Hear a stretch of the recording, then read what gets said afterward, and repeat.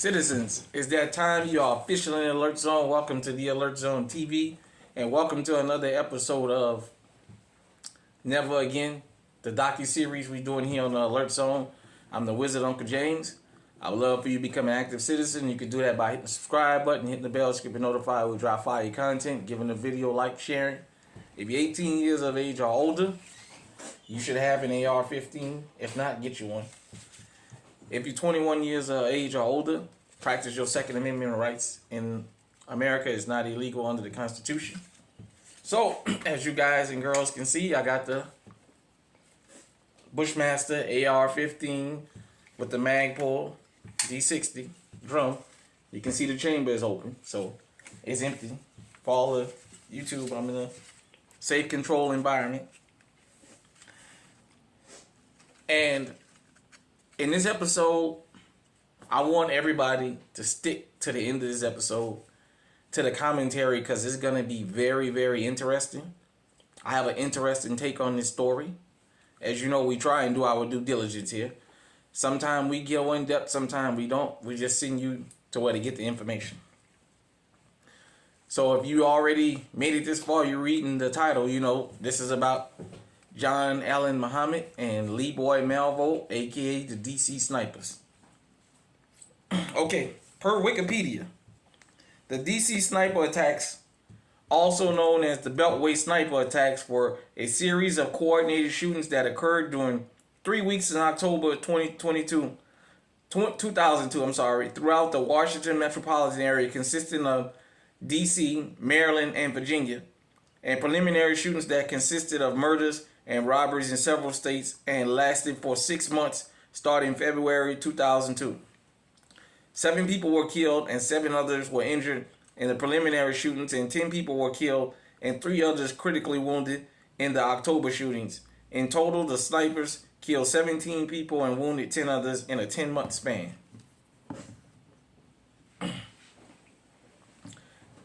Excuse me. The snipers were John Allen Muhammad, age 41 at the time, and Lee Boy Malvo, age 17 at the time, who traveled in a blue 1990 Chevy Caprice sedan. In 2003, Muhammad was sentenced to death. In October, Malvo, a juvenile, was sentenced to 6 consecutive life sentences without parole. In November 2009, Muhammad was executed by lethal injection, so they didn't take long. In 2017, the United States Court of Appeal, the Fourth Circuit, vacated Malvo's 3 life sentences without parole in Virginia. On appeal, with resentence ordered to pursuant of the Supreme Court's ruling, the case Miller v. Alabama, which held that mandatory life sentences for juvenile criminals without the possibility of parole violated the 8th Amendment to the U.S. The U.S. Supreme Court granted that request with oral arguments held on October 16, 2019. Should he be resentenced? Malvo's minimum prison sentence will be determined by a judge. The available maximum sentence will be life imprisonment. The ruling does not apply to the 6 life sentences Malvo received in Maryland.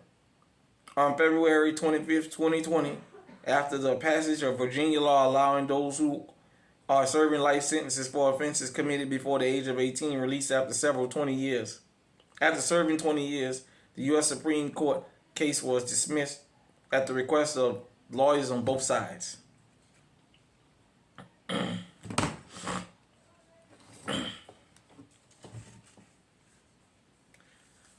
Okay. I have this particular rifle because a .223 caliber was used in the killings. As much as they were a cowardly act,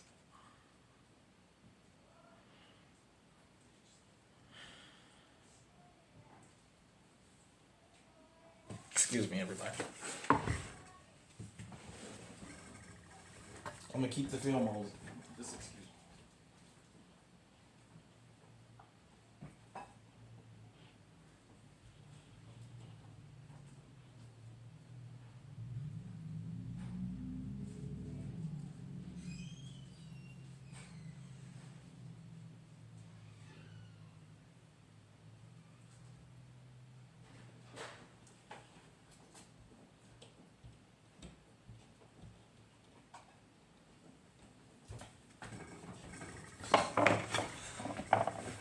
By the way, I did this on purpose. I had this plan to do this like this.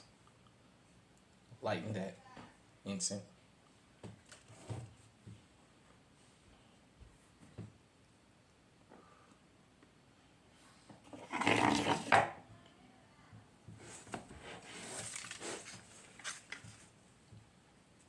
Let me say this.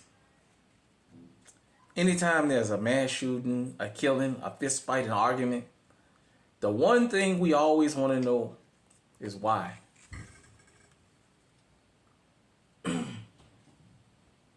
Throughout my years of research about this particular case, I discovered from John Allen Muhammad's, through all my research and watching documentaries and listening to testimony and reading, I discovered what the alleged motive was. And it was something that we really need to talk about. You know, I told you when I started this channel, we was going to tie in race, politics, social issues with the Second Amendment and show you how all this stuff is intertwined. 17 people lost their lives. 10 people were shot that lived. The country was on edge. In my research about this case, John Allen Muhammad's breaking point was having his children taken from him in family court. All of his rights stripped and his wife moved clear across the country with those children.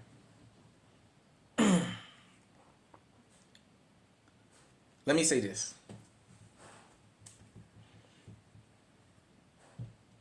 All relationships don't work, and that's a part of life. Excuse me. As I was saying, John Allen Muhammad lost all of his parental rights. From what I can see, he was never a bad father. He might have been a bad husband. He might have not been the easiest man for a woman to get along with. But this country was terrorized because of the family court system. And I know some people are going to have mixed reactions, but the motive is the motive. Even his wife and his sister-in-law said he was very angry that his children were taken from him. They always talked about the love for his children. This country was put on beyond alert. It was to the point where gas stations around the country was hanging curtains and sheets. Every time people went out in public, we was looking around. I was in Millington, Tennessee at Swift Driving Academy when they actually got caught.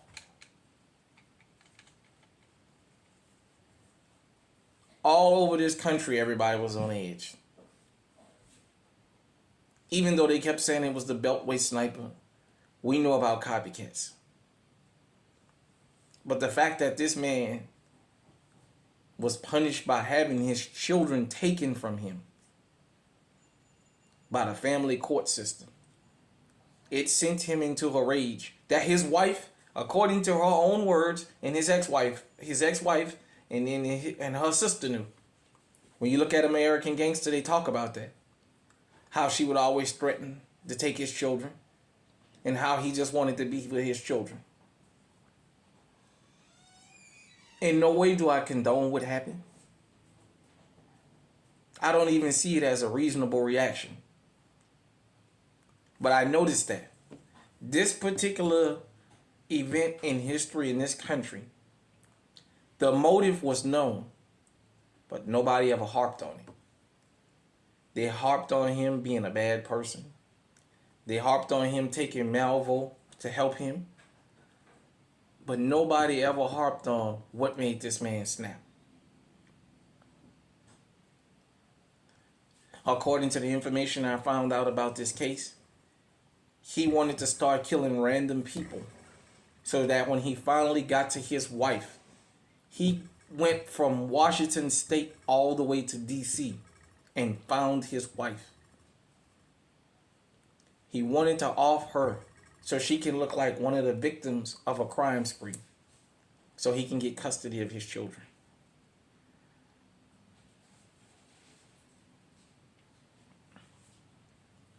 I'm going to ruffle some feathers, but I'm going to say this.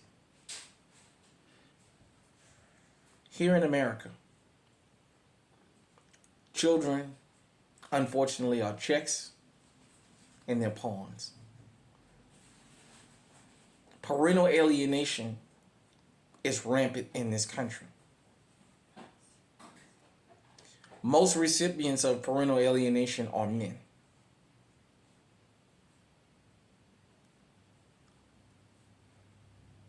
How many other men you think have snapped? Just in everyday life. How many men have came to the job and snapped and beat people up? How many men have been on edge behind parental alienation? This one just actually went out and enacted his aggression.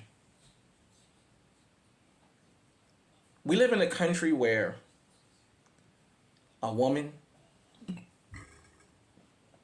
can decide she don't want to be with a man anymore. Go down and file paperwork and just have his children taken. Have him pay and have him what the state gives him visitation rights. He don't even have rights over his own children.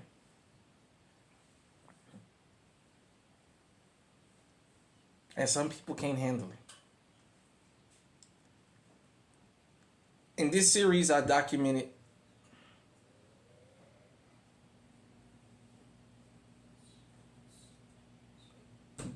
the Mark Essex incident in New Orleans.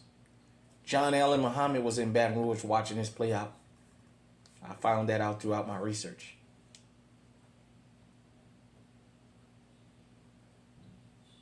Maybe something about what Mark Essex did just triggered him when he lost his children.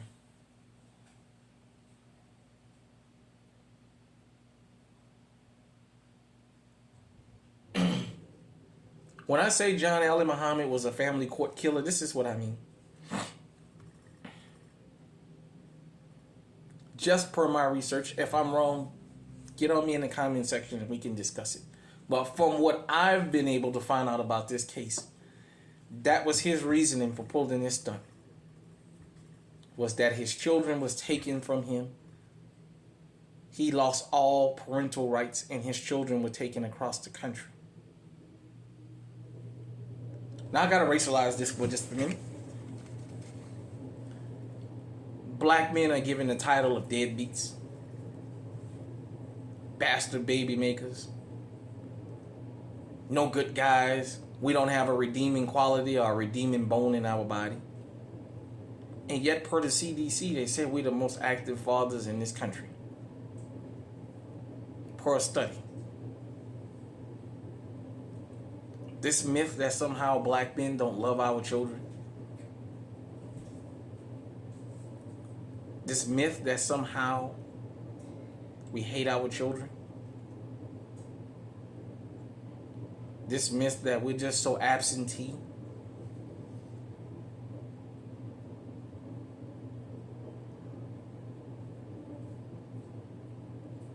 Was a catalyst that led to this incident happening. You may not like that I'm saying these things. Motives are motives. Anytime there's any kind of an argument, shooting, stabbing, what have you, the number one thing people want to know is why. When they have family impact statements, the family always wants to know from the killer why. That's it. Why? We know the why in this case. You may not like what he done as a result of that, but you know the reason he did this. And I've just sat back for years and watched him just glance right on over that part about him having his children taken from him.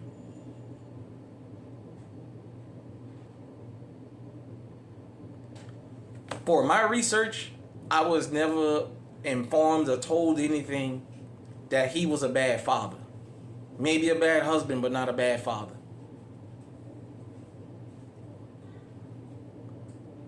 Ladies, I'm just going to say this, and I'm going to end this episode.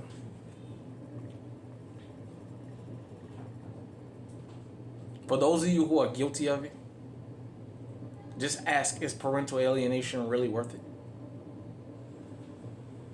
Is it really worth taking a man's rights from children that he loved and moving across the country just to break him? Is it worth it?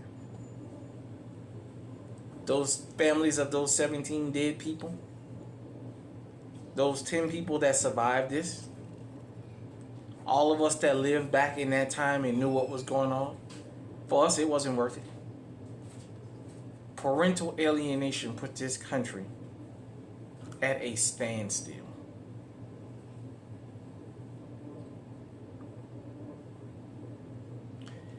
Hit me in the comment section and let me know what you think about this. Were you even aware that this was the motive? Per my research, per what I was told, this motive was specifically behind this man losing his parental rights. Whether it was right what he did or not is not the issue that I'm pointing. It's that he gave a reason to why. And because this wasn't a typical reason of this type of crime, it has never really been talked about. Till next time, everybody, stay safe, stay armed. Stop parental alienation. The DC snipers was a motherfucker. Stay on the high alert.